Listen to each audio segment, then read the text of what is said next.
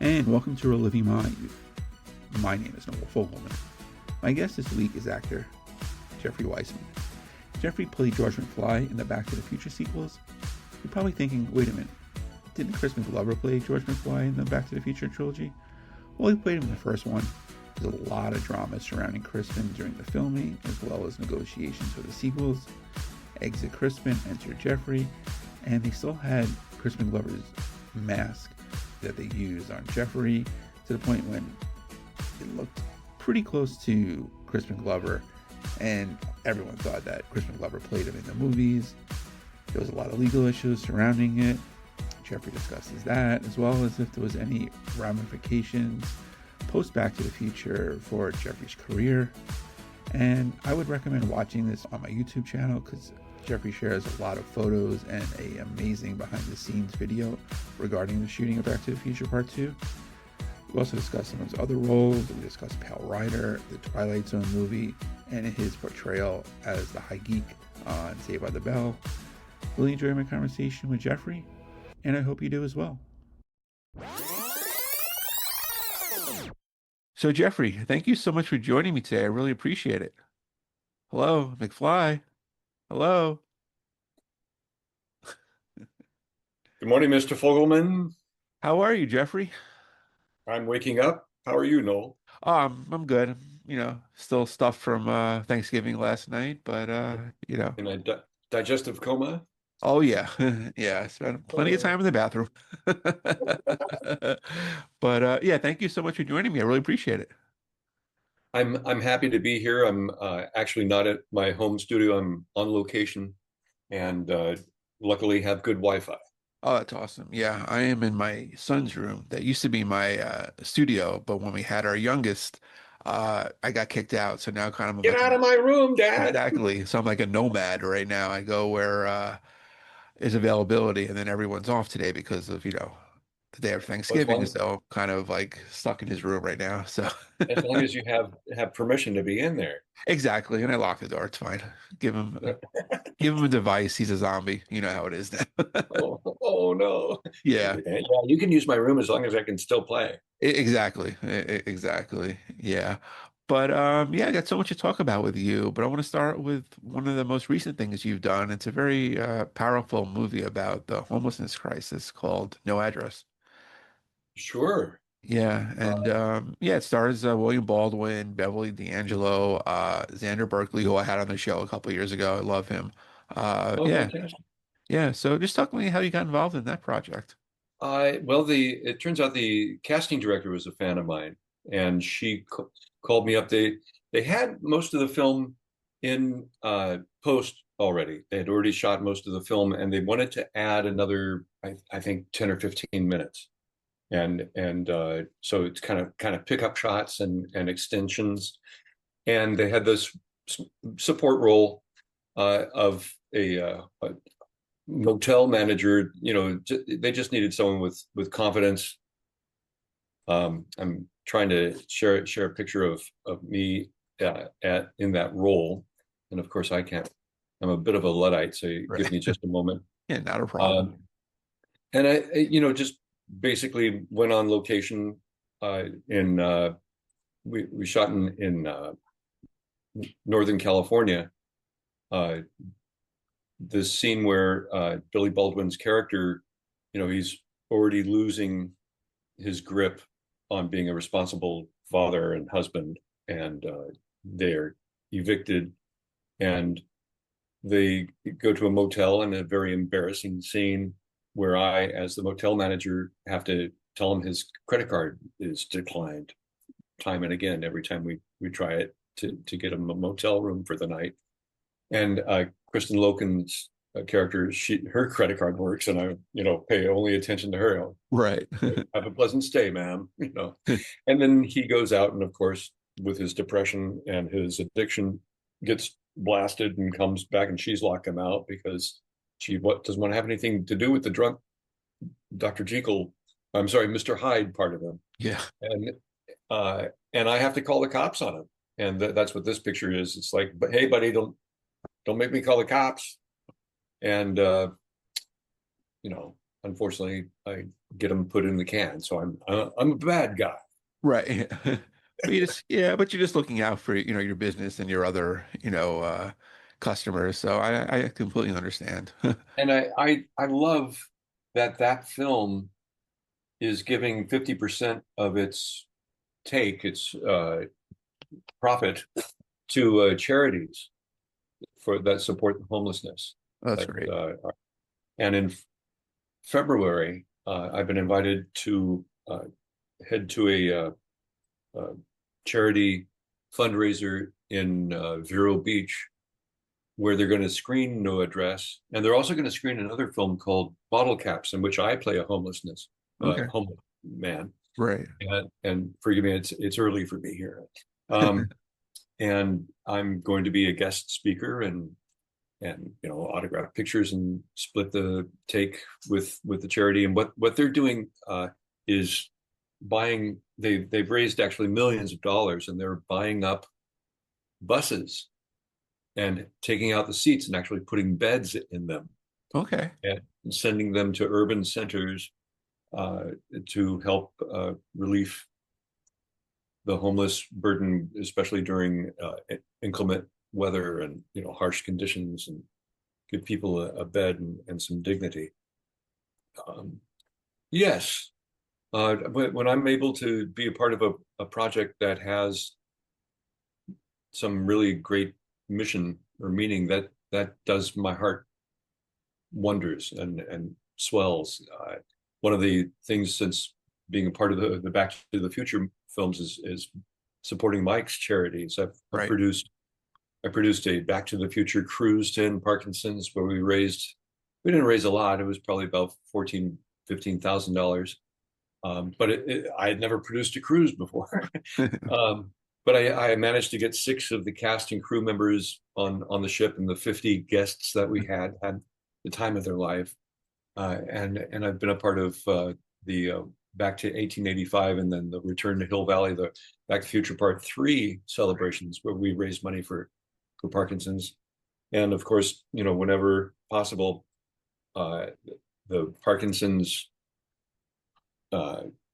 Team Fox branch, I have folk in France, Argentina, and Japan that I often do Zoom calls with, and send autograph pictures and memorabilia to them for their drawings and special screenings and so on and so forth.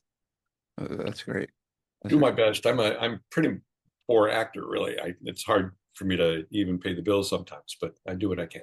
Right, absolutely. And people think that every actor, is, multi-millionaire or rich living, in a mansion. But I mean, that's such a small percentage of actors. Yeah, I'll tell you, in my 50 years, I'm over 50 years now in acting. Uh, Most of the time, I'm doing other jobs. If you want to raise a family, it's not the best profession.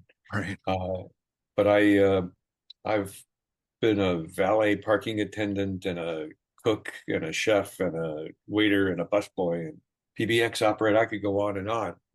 Door sales, telephone sales, bellman, page, um, yes, driver, chauffeur, all sorts of different things. Yeah. Was there ever a time that you thought about just quitting acting? No, can't. Good. There's bread in the bone. Yeah. I my family says I came out of the womb as a ham, uh, and it took me a while to figure out, not being the center of attention, but to support the story, and I've just loved it. Being a part of the creative process, whether it's on stage or on TV or in film, I adore it. I love. Right now, as you can see, I'm sporting the Mark Twain mustache. I've Yeah. been doing gigs as Twain, and I love history too. So I've got practically every book Twain's written and book about him, and I just adore the research part of it. I'm a slow reader; it takes me a while to get through a book, but most of the time I'm just constantly saying, "Oh, this will go great in my performance," or "This will be wonderful to add to a show that I'm developing." And living history is something that I've been doing since I was a teenager as well. That's great. What's your favorite like era of history? Oh gosh, well, I kind of ran away with the circus. Instead of going to the circus, went to the Renaissance Fair, Okay. and I loved that. I was probably about 13 or 14 years old, and I'd already done some Shakespeare at school, Merchant of Venice and As You Like It and such. And I loved that you had history represented, and then you could also create your own character or show on stage. And it was immersive theater, and you never broke character, and you did your research. I love that, in that it was celebrating a Renaissance time, even though, setting the plague aside and setting the draconian Yeah. Politics and such.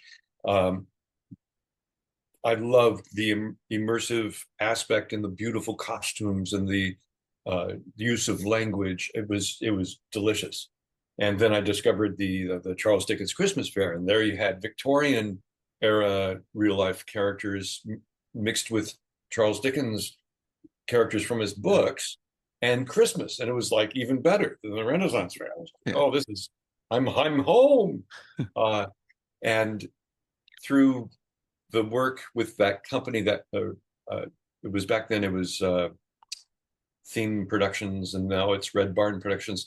The company that started the original Renaissance Pleasure Fair and then the Charles Dickens Christmas Fair, which is in its 42nd year or something.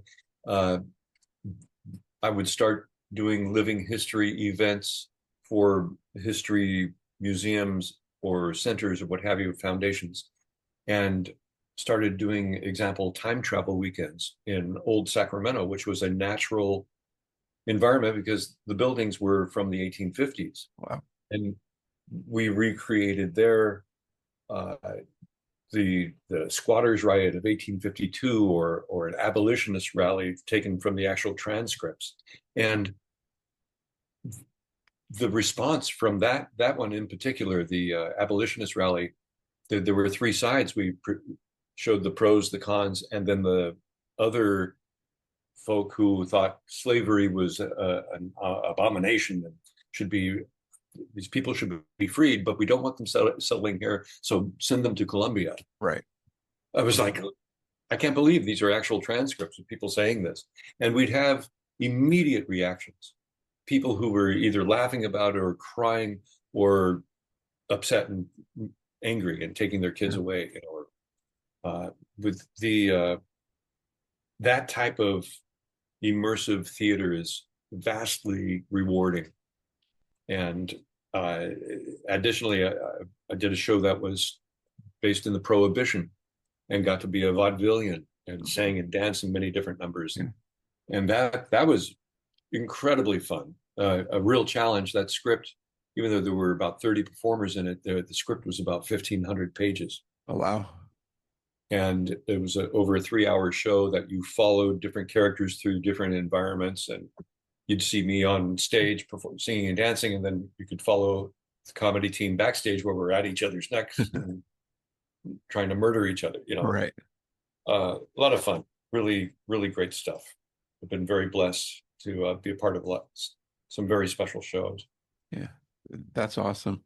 Yeah. And you mentioned you struggle a little bit with reading. Now with all the technology, can you like listen to an audiobook? Is that more helpful for you? Because I find audiobooks are great. Yeah, sometimes I sometimes have a problem with the audiobook in that I'll be critical of the reader. Yeah.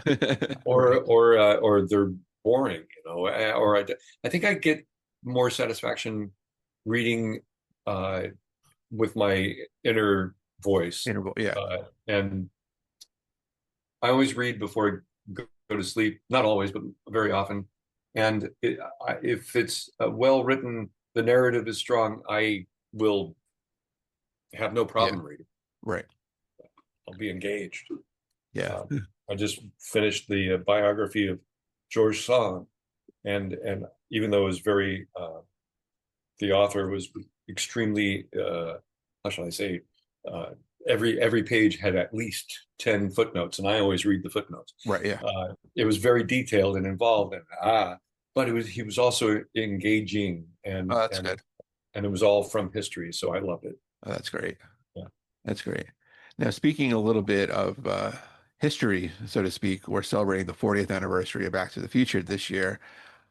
I Here's the first one, which I know you weren't in, but it's kind of like celebrating the whole trilogy. I'm sure they'll do anniversaries for the second and third one, but the first one they released in the theaters again. I just saw it a couple weeks ago, with my wife and youngest son again, and it's an absolute perfect movie. It really is. And the sequels had they had big shoes to fill, and I feel that they succeeded as well. The second one took a lot of risks, and we could talk about how you filled the shoes of Crispin, and a lot of people don't know that you were actually George McFly in the second and third one. Yeah, Uh, I'm very blessed in that I'm friends with these guys.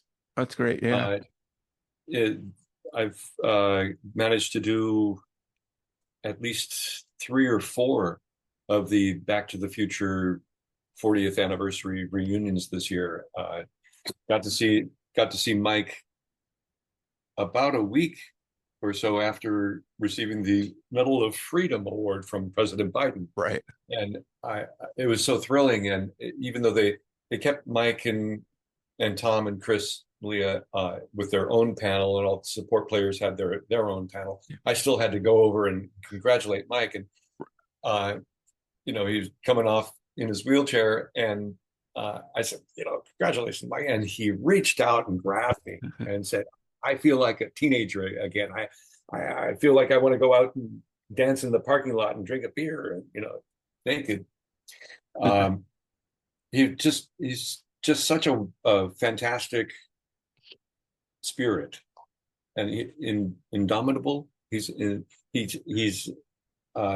even though the ravages of PD on his body have taken its toll, Right. he's still there mentally and humorous. His humor is fantastic, and that I think has really gotten him through. And he's such an inspiration to so many. I now have probably at least 10 people I know with PD, and they're inspired by him, Right. and the advancements that with his foundation, he's over $2.5 billion he's raised, which is phenomenal. And it's because he's an inspiration and a joy, and all of the cast members just love him. I think it was 2008. We did the first cast reunion at the Hollywood show, and Mike, he wasn't scheduled to be there, but he came in unannounced on the Sunday. Right. And even though there were probably 26 of the cast and crew there were 6 of us: Mark McClure, Francis Lee McCain, Chris Lloyd, Leah Thompson, Claudia Wells, and myself, who were invited just to spend a few minutes with Mike as soon as he arrived. And I'm pretty sure it was the first time any of us had really seen him up close since working with him in the last time in '89, I guess. And I think it was the first time any of us had seen the ravages of PD starting to take its effect on him. And it wasn't anything like it is as severe as it is now. It was mainly every once in a while he'd be talking with us, and then he'd go up on his toes and have to walk away because the pain was driving him. And we'd look at each other like, oh my God, our collective heart was breaking. And watching it over the years get worse, and him fall and break just about every bone, is heartbreaking. But he's still wonderful, and still Mike, and that kind of appreciation of him, we've bonded tighter. But you'll hear the story from probably every actress you've interviewed. Every project that you get to be sort of like a little family. Right. Yeah. And the Back to the Future cast family is really wonderful. and you know, I am always ridiculed by the Crispin Glover fans as being the scab, or you Right. know, I try to point out to them that, you know, I actually knew Crispin from a film we did together in '83 before he got George, and in '85 when Back to the Future was coming out, I went because I was in Pale Rider Right. with Clint Eastwood. I wanted to see what the summer competition was, so I went to see Back to the Future, and I didn't know Crispin was in it. And we had exchanged phone numbers, and as soon as I got home, I called him to congratulate him because I thought he knocked it out of the park. He was Right. Yeah. fantastic. And when I was up for being a stand-in, I was told, photo double rather, um, I was told that Crispin may have trouble getting out of another film schedule conflict. Okay. I even called him, I remember, and asked him to say a good word for me because I needed the work at the time. And as things progressed, I learned that he was apparently kind of a badly behaved child on the first film. He wouldn't show up when they needed him, had him on hold for shoots, or wouldn't stay in frame or on his marks, and or would freak out if someone cut his hair. um, and he also, Spielberg told me he was holding out for $1 million by kind of coming up to me and saying, "So, Crispin, I see you got your $1 million," when I was in the old George makeup. It Right. was a very odd moment. And then I had also heard he wanted script approval. So, you know, they were going to give him those things. George's role, the role of George, had been kind of minimized. They still had him playing Seamus in part 3, and Paradox. Okay. There was still one script, part 2 and 3. But when part 3 came out, Crispin called me back finally and explained to me that they didn't pay him, but maybe scale for a day for the reuse of those close-ups that Right. they cut with my work in part 2. And then he had made no agreement with them for using his life mask in my young George makeups. And I said, that's immoral. That's not right. Yeah. And I gave him my photos and stories, and he got his settlement. You know, he got his over $750,000 settlement before it went to court, because I don't think they were going to win. I don't think Universal was going to prevail in that one. But, you know, they were caught, I think, between a rock and a hard place, and needed to have him, but couldn't stand to work with him. Right. And it's such a shame, because in recent years, he's, in interviews which really gone viral, has criticized my performance. And I'm like, dude, you could have done it. Yeah, exactly. And also because I was an unknown, they often, I remember once we got on the set for the Interiors 2015 McFly home, Zemeckis started doling out George's lines to Leah and Mike, and I was like, "Hey guys, I can act. Yeah. You know, maybe I should keep some of those lines." And I improvised some of them. You know, the "How's Granddad's Little Pumpkin" on George's entrance Yeah. was because my head during rehearsal, I was butt level with Marlene's orange hot pants. Right. They put Mike in the role of Marlene, my granddaughter, and stuffed her orange hot pants so it looked like a pumpkin, I thought. But that didn't translate to every language. I learned at StarCon in Italia, when I told this story in my panel there, they all looked like, "That's not what you say. You don't say Granddad's little pumpkin." I go, "What?" They translated it to Oh. "How's Granddad's little dove or pigeon" or something like this. I Oh, went, okay. "No, the joke is Yeah, lost." it's lost. Yeah. Yeah.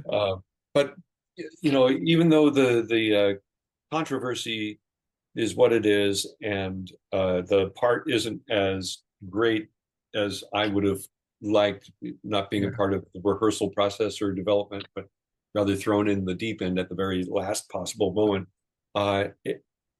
I'm proud of being a part of it, and most of the fans like what I do. So, Yeah.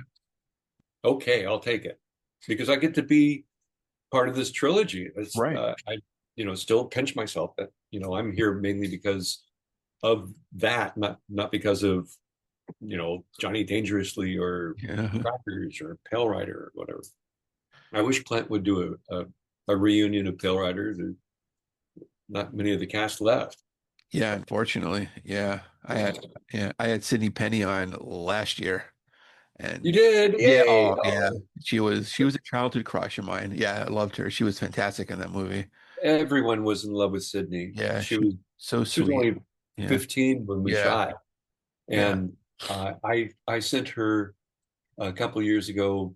I saved she as a on set school. She has had to go to school while we were Right. shooting, and part of her project was to do a Pale Rider newsletter, and she put out several issues Yeah. of it. And I saved those, and a couple of years ago sent those to her, and she flipped. She could not believe I kept those and she had Right. forgotten totally about them. Yeah. I'm so sorry that she lost her husband Yeah, I know. So sad. a year ago. He was a great artist. Yeah. Um, yeah, I mean, I did do. I helped a film festival that uh, was honoring Pale Rider. Let me bring this up just a second. Sure. And with yeah. Under my recents, Right. I helped a film festival do a mini reunion of Pale Rider, and here I'll bring up this photo because it's worth taking a look at. Uh, and I got a couple of. I almost had Richard Keel. Okay. Um, it was unfortunately just a few weeks before he passed. Right. And his wife wouldn't let him come. But I got here Herman Hoppe and S.A. Griffin, who was one Right. of the deputy. They came, Yeah. and the gal who's in this photo with us, she wasn't in Pale Rider, Okay. but she was another guest because she was in another film in it. But that's the one and only Lee Merriweather, Oh, who's just a delight. yeah. We love Lee. Right. Um, Catwoman. that was now from the now defunct Twain Hart Film Festival, Okay. but it was great. I still think that either the Gene Autry Museum or Lone Pine should do a Pale Rider reunion. You know, I every once in a while drop hints, ask people if they're going to Malpaso to ask Clint to consider it. So, like I said, when Yeah. when Pale Rider was coming out that summer, I was so excited to be co-starring in a film with Clint Eastwood. I Yeah. climbed the billboard. This Okay. is Oh, yeah, I see. me up on the billboard above Sunset Strip. I probably could get arrested by showing that to, as proof. Right. But I loved playing cowboy for almost 6 weeks on location with Clint. Yeah, and like with the 80s, I mean, there were basically no Westerns in that whole decade. I think that might have been one of the very few ones. I mean, he did not want to, do any Westerns. Yeah, he had done Outlaw Josie Wales, I think, was the closest to a Western that he had done previous. And I remember talking with one of the writers, and he said that they were trying for 10 years to get Clint to do Pale Rider. Yeah. And everyone who was on Pale Rider was trying also to get on Silverado, Okay. which was almost shooting simultaneously. Right. And a couple of people like Marvin J. McIntyre and was it Charlie Hallahan? There were, I think, two actors in Pale Rider who got to Yeah. be in Silverado as well. It's like, wow. Yeah. And Silverado was a fantastic Western. It was Yeah. really great. But Pale Rider ended up being the highest grossing Western of the 80s. Right. And of course, Back to the Future being the highest grossing movie of 85. Right. Yeah. I kind of pinch myself. I've been very lucky to be in both those productions, at least Back to the Future sequels. Yeah. I always felt like Clint basically, I mean, he was a preacher, but he was basically like a Jedi Knight in that movie. What'd you call him? A giant knight? A Jedi Knight, from Oh, a Star Jedi Wars. Knight. Yeah. Well, he's a ghost. Yeah, exactly. Yeah. And I think a lot of people miss that. Bruce Surtees, our cinematographer, wanted, I think, to use as much natural light as possible. And when they went into the interior Yeah. of Carrie Snodgrass's and Sidney Penny's cabin, their character's cabin, and he takes off his shirt, All the and you bullet see holes. the bullet hole Yeah. scars around his heart. He couldn't have lived through that. No. And he appears out of nowhere up there in the snow. Yeah. I think it was one of the first days we were shooting him coming down in the snow that his horse stepped into a gopher hole or something and fell on him, and Oh wow. Clint broke his collarbone and had to do the rest of the shoot in a body cast, or bandaged, Yeah. and in pretty bad pain. But yeah, Bruce Surtees though was smart in that. Oh, it might not have been him. It could have been the production designer.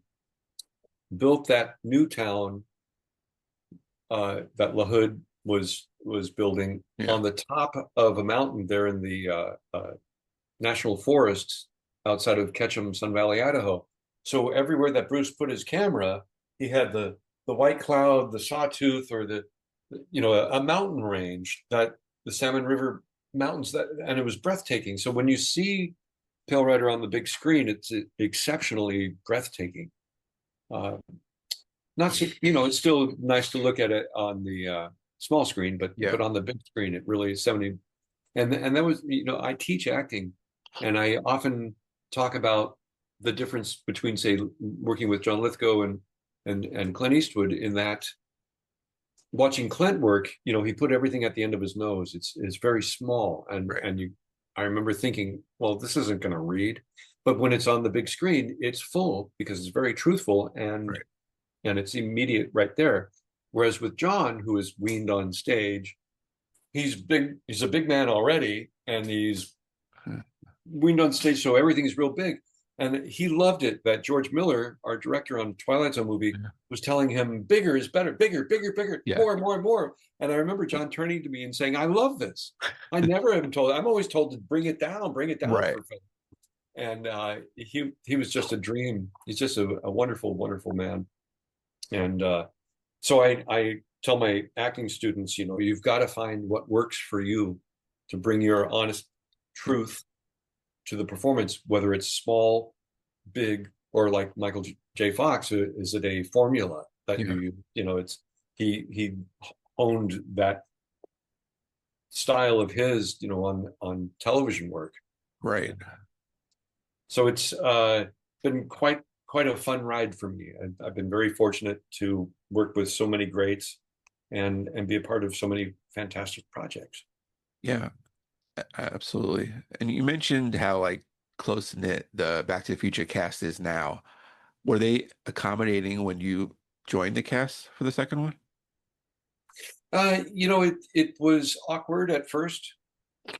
I don't think, because the trades, the Variety and the Hollywood Reporter had, I remember I've even kept them. One of the headlines was "Back to the Bank," which explained how Universal had thrown enough money at everyone that everyone was coming back to reprise their roles. Right. So everyone expected Crispin, and Crispin was quite beloved, especially by Leah. On the first film, they had several months of pre-production work together. When I was given the part, I was given a video of a VHS of probably 40 minutes of unreleased improv work that Leah and Crispin and Tom and Crispin, and then some scenes with Leah, Crispin, and I think Neil Canton's nephew as Marty, them working together. So they had, first of all, a couple of months to develop character, and then the 7.5 weeks or whatever it was with Eric Stoltz Right. to work, and then shooting again with Michael J. Fox, and then riding high on it being the highest grossing film. So I think the expectation was that Crispin would be there, and when the first stuff we shot was the Enchantment Under the Sea dance, and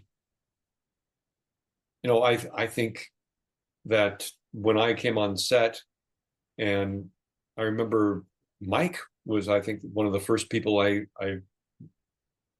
met at the door, and I remember him saying, "Oh, Crispin ain't gonna like this."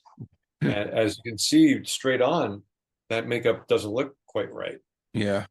kind of gross. And these photos are now out in the public, and people are like, "Oh, who is this monster?" Um, but from the profile, you can tell it's definitely made from Crispin's life mask. Right. And once again, they had to have him to match the shots from part one because they needed it to be seamless for the audience to, believe the story. Otherwise, it was going to be, well, that's not right. That's not close enough. And that's why you see a lot of younger, right, younger than 40 people saying, "Oh, I didn't know there was a different actor because we did our job. We kept it seamless pretty much until you got older and you scrutinized and go, sure enough, yeah, that doesn't look right. You look closely." But at the time, it worked enough. And uh, by the end of the week, Mike had me in his dressing room sharing a beer and talking, telling stories of our acting days and stuff. And and people just did the job at hand rather than, I did have some awkwardness. I remember Zemeckis, when he would call action, sometimes he would refer to me as Crispin. And I was like, "Bob, I'm Jeff, I'm Jeffrey." And so instead of, well, here, let me show you something. It's a little treat here that a lot of people don't get to see. So hold on just a second. Sure. They Universal even cut me out of the making of documentary. Oh, wow. And so it's called Makeup. Let me find it here and bring it up. There is Makeup. There's the photo. Okay. Just a moment. All right, I should have had it queued up here. That's all right. And there it is. Okay. So a friend of mine happened to be on the film crew of the making of documentary, and gave me my footage so I can share it with you. And are we sharing now? Can you see Yeah, this? I can see it. Yep. All right, so this is the unreleased footage of me getting into makeup from part two.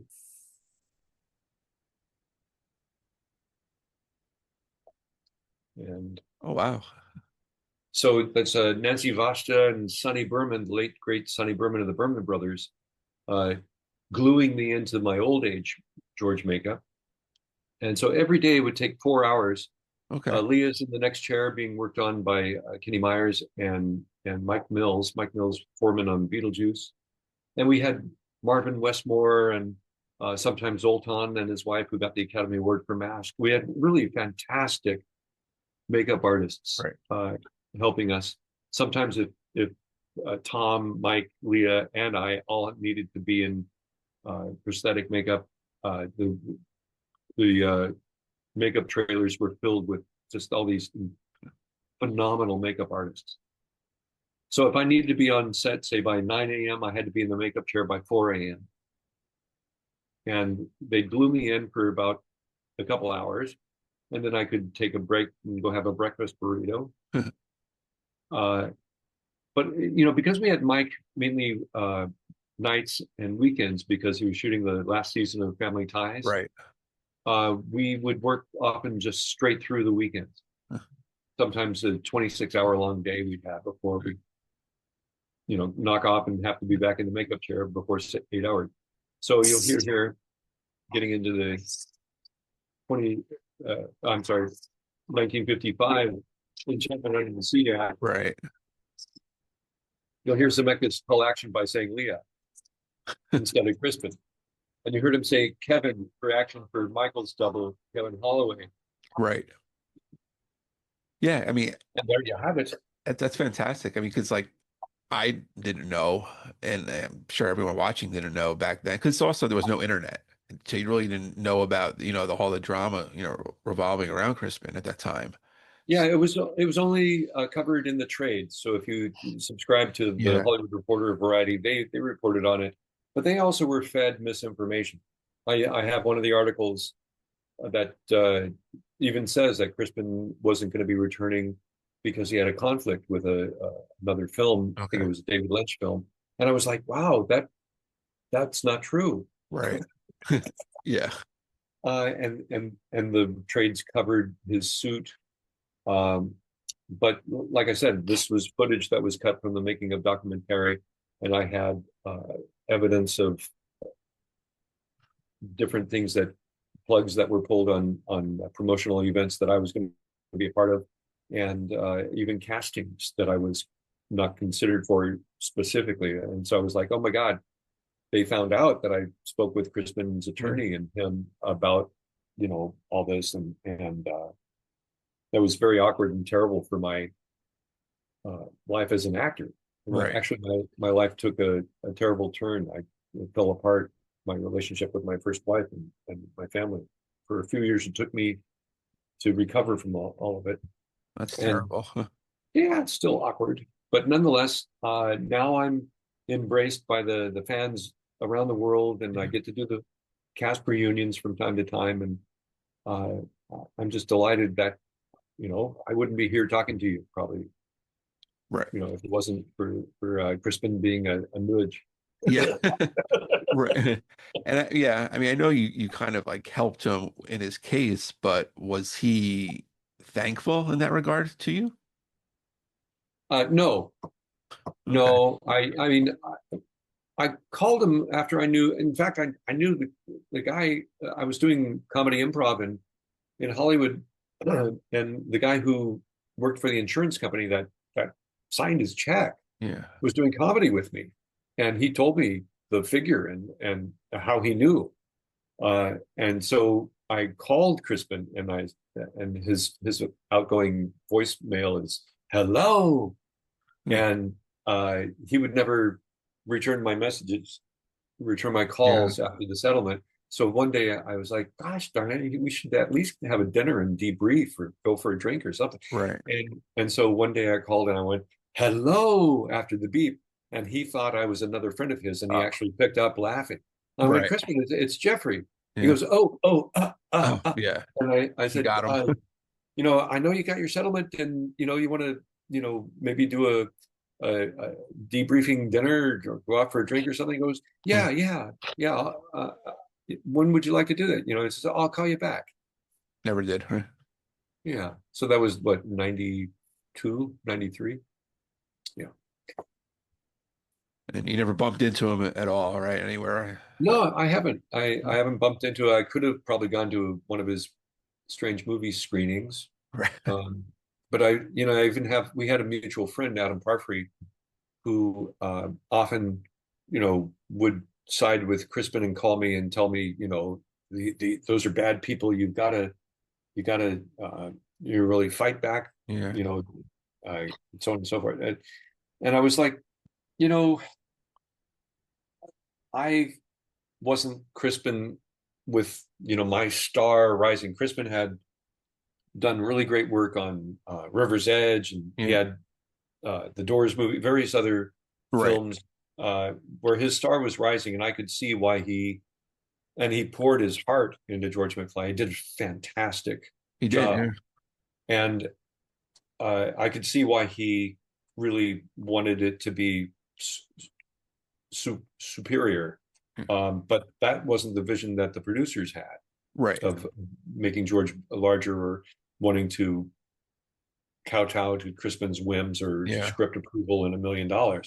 So I see where he shot himself in the foot.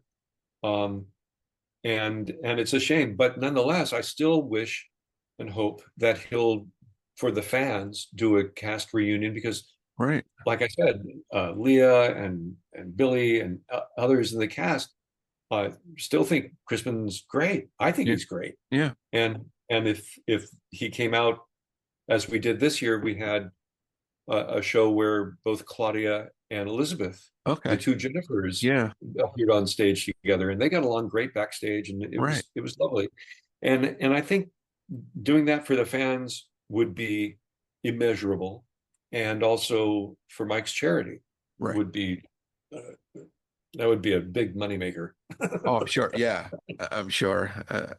Absolutely. Well, hopefully, it'll all work out, but Oh, I saw, the Funko Pop.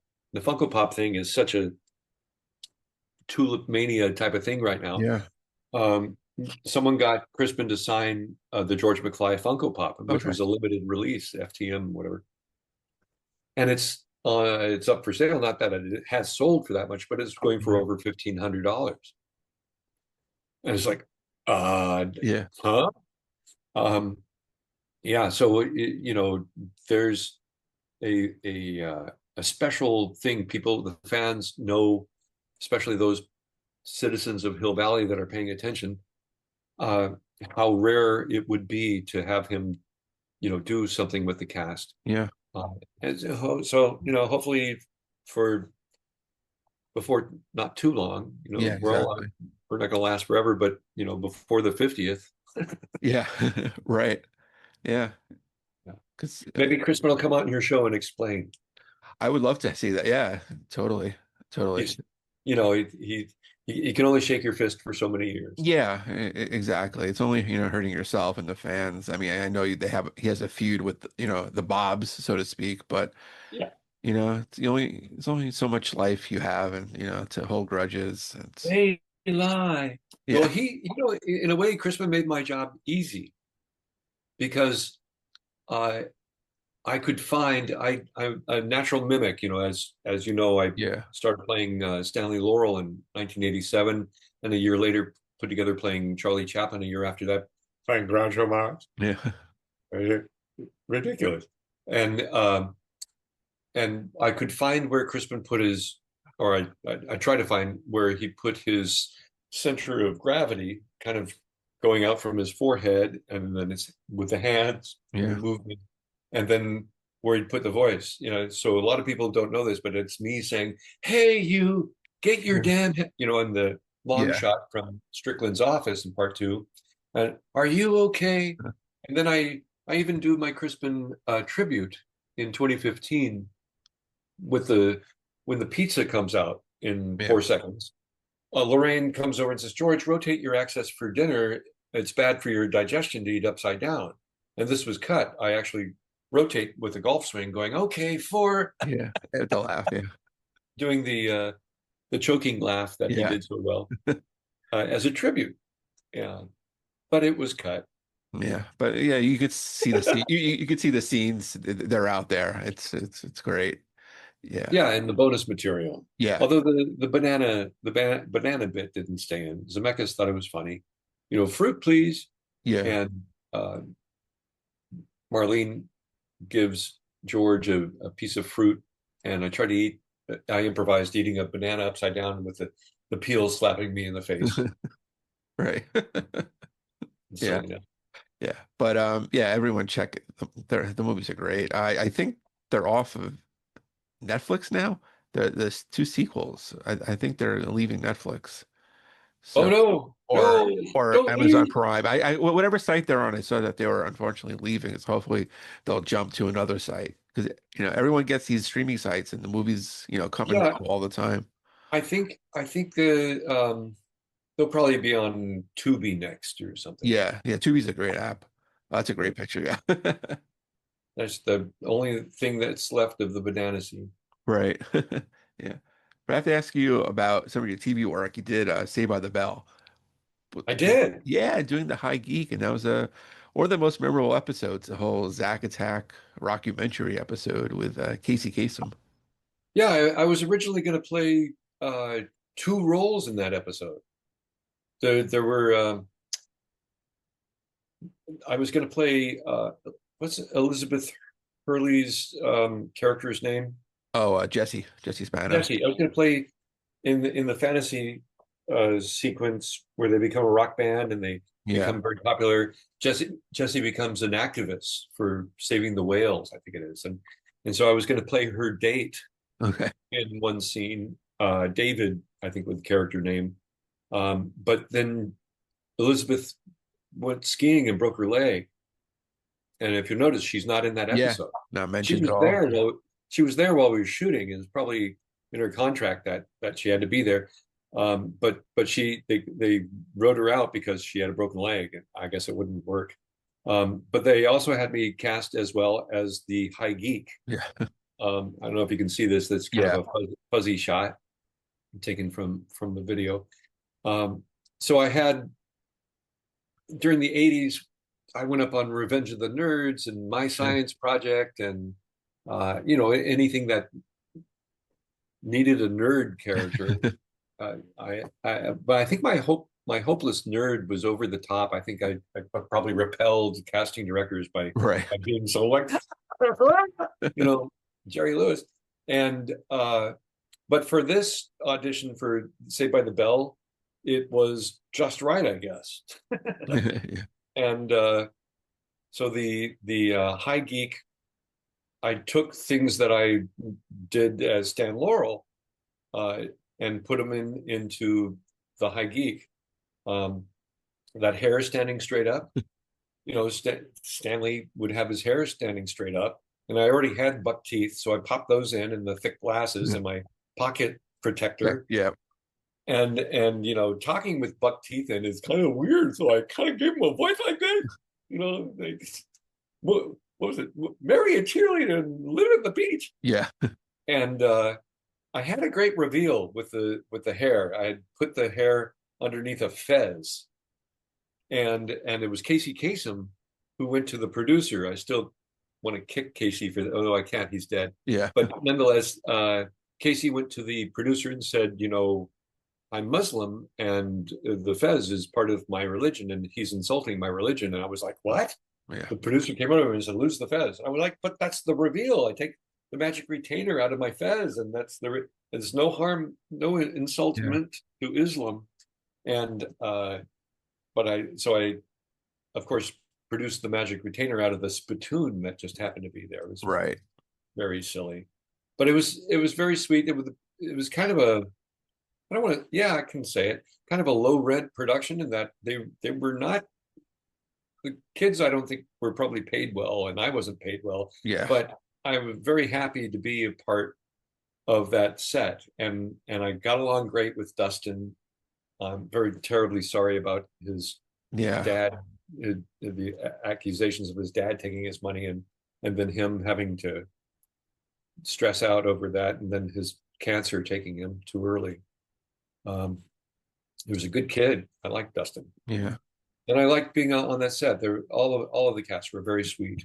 And that, as you say, every once in a while I get a residual check for $6. Okay. Yeah. Yeah. The show plays everywhere, so it's it's hard to. Well, I guess I'm owed more. Yeah, exactly. Another couple bucks. Yeah. It's very difficult. I've done films that are, example, one with Christopher Lloyd called The Chateau Miro. That's almost in constant for 10, 15 years, in constant rotation on Lifetime, Family Channel, Hallmark. And I've never seen a residual from it. Oh, wow. And I'm like, wait a minute, I'm the rival attorney with Christopher Lloyd in this thing, and I don't understand how some films you never see a penny, and others, okay, you see a penny. Yeah. Yeah. Can you watch yourself if something comes on? Can I watch myself? It was very difficult. I remember the first time I had already. Let me back up. My parents wouldn't let me act professionally as a kid growing up, so I did stage and schoolwork, plays in school and such. And finally, when I was 18, I just needed to get on a real set. I'd already visited sets. I visited the FBI was shooting in my neighborhood. Efren Zimbalist Jr. and other actors running Markham and stuff. And then I got brought onto the set of Mel Brooks shooting Young Frankenstein when I was 14, and met Marty Feldman and Mel, and it was very exciting and just the excitement of being on the set from a very early age drove me. And as soon as I was 18, I signed up to be a background and got on sets. Like I worked on The Rose with Bette Midler and FM with Martin Mull and Eileen Brennan, and Sergeant Pepper's Lonely Hearts Club Band. I get brainwashed by Alice Cooper in it, and some other scenes in Strawberry Fields Brother, but wasn't really rewarding. And a casting director, actually no, it was Helen Hunt's father, Gordon Hunt, who told me get some good training, and I finally got some good training. And during my studies, I fell into an opportunity to screen test for Martin Brest when he was the original director of War Games, for the role of David. And I didn't get that, but I did get a very good agent. And I finally got cast by Marcy Liroff and Mike Fenton, uh, Judy Taylor in Twilight Zone movie with John Lithgow, and watching myself for the first time on the big screen in a co-star role, it was very difficult because I looked at my profile. I was very critical on how I looked. What an idiot. Look at the acting, Jeffrey, not how you look. But nonetheless, I noticed my nose was really pointy. I was like, whoa. I guess my young nose. Now it's stubby. Right.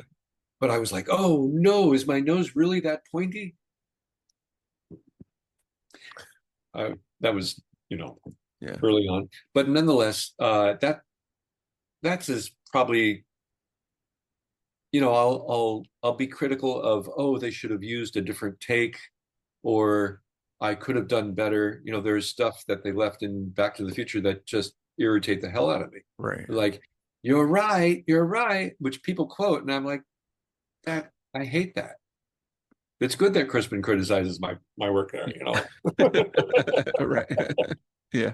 But once again, I was fighting for my George's life in that. I needed. They didn't really include me in rehearsal. I was looking at my Paradox script. I have no notes in it. I usually write all over my scripts, but I was given no time. I was given the script and then put to work. And I was like, wait a minute, I got to read this thing. It was kind of by the seat of the pants and improv when I could. Yeah. Very long hours. But I was, very excited and honored to be on that set. Yeah, absolutely. And we loved having you in those movies. One quick thing I have to ask you about, it's a small role, but Back to School with Rodney Dangerfield. Yeah, I mainly went on that set to keep my ex-wife company. We were married at the time, and she had signed up to be in some of the scenes. I remember the one that I came and hung out with her was the registration day, that exterior. Yeah. And I remember Burt Young coming up to her right in front of me and hitting on her. And I was like, hey, hello.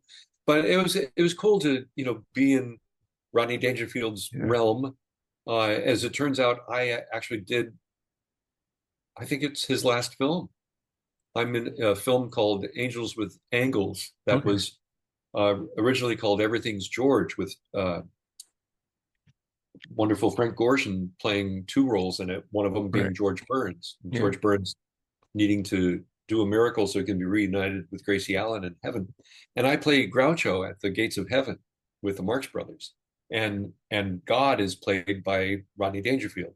And Rodney by that time he couldn't memorize lines, so I had everything on cue cards. And it's kind of painful to watch because you can tell Rodney's reading his lines. He didn't care. Yeah.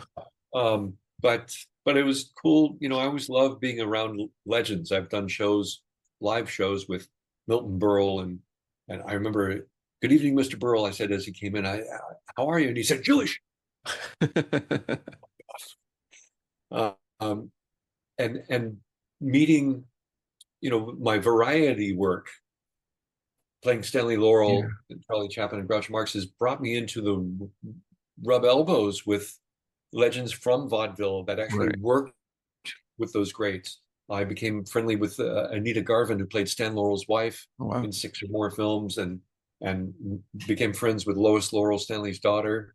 She was unfortunately she passed away a few years ago, but she was very sweet to me and let me go through his personal scrapbooks, which was a gift, an actual lovely gift. The earliest photograph I'd ever seen of Charlie Chaplin was in Stanley's scrapbook, because they were friends since their early teens, because they were in the Carno on that circuit.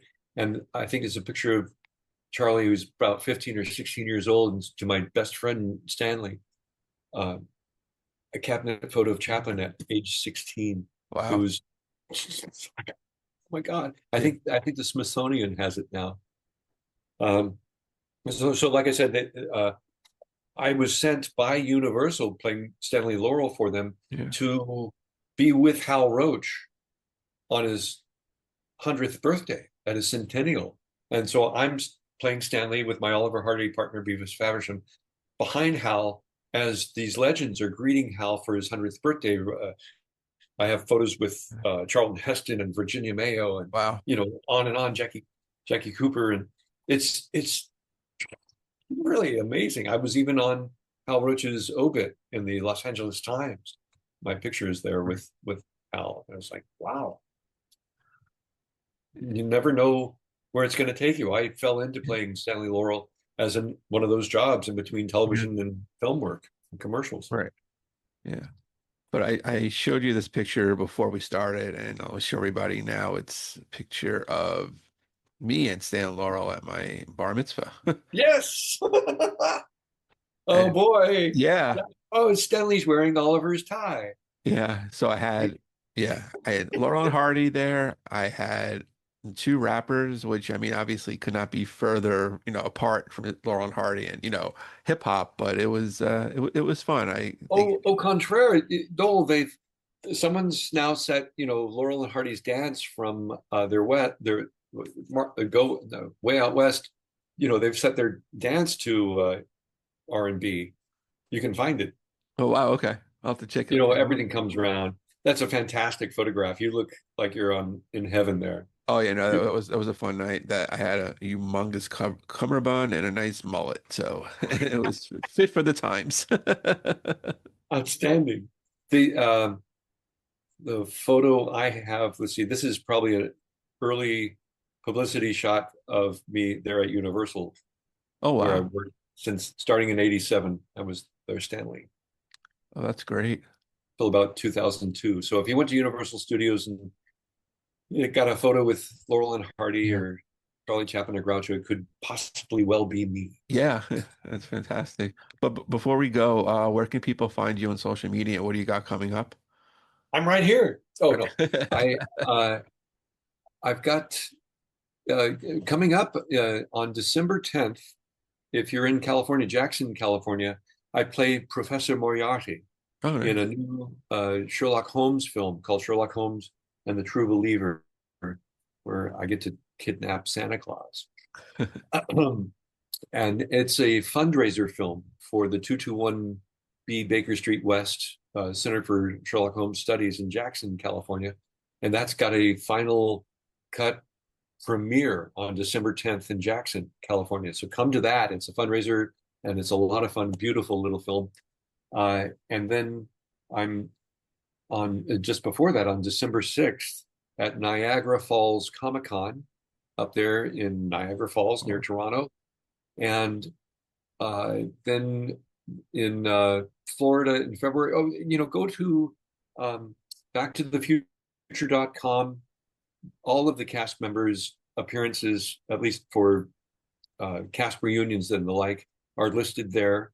Then at jeffreyweissman.com, you can write me directly from my website, jeffreyweissman.com, Weissman. On Instagram, it's at Jeffrey J. Weissman. At Facebook, I'm Jeffrey Weissman actor. Don't try to friend my personal page. It's been at the 5,000 limit for 15 years. Unless unless I owe you money. Yeah. And then on Twitter or X, it's at Jeff Weissman with just one F. So I think that's all of them. And like I said, if there's a Back to the Future fan, if you are or someone you know is, and you have to get an autographed picture for the holidays or merchandise, you can email me from my website, jeffreyweissman.com, and I can make arrangements to send you something before the holidays. That's great. But Jeffrey, thank you so much for your time today. This was fantastic, and best of luck with everything. Thank you for having me on, Mr. Fogelman, and have me back, and I can tell you stories about Twilight Zone and working with Michael Keaton on Johnny Dangerously and Louis Malle and Sean Penn and many others that we didn't get to. Yeah, I totally wanted to get to that, but we can maybe do that, in the new year. Definitely. Excellent. That'd be Excellent. fun. I'll see you in the future.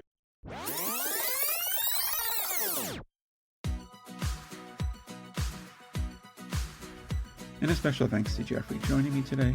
Go check out his website, jeffreyweissman.com. On Twitter, now X, it's at Jeff1F Weissman. Instagram, it's Jeffrey J. Weissman. On Facebook, it's Jeffrey Weissman Actor. And if you have a guest suggestion, you can hit me up on X, formerly Twitter, at the first Noel19. Be sure to like the page Rolling My Music on Facebook. Go to iTunes, check out all the best episodes we've had. While you're there, please rate and review the show. You don't have iTunes? Not a problem. Check on SoundCloud, Spotify, Podbean, Amazon Music, YouTube, basically wherever you find a podcast. A new episode will come out soon. Stay safe, everybody. See you then.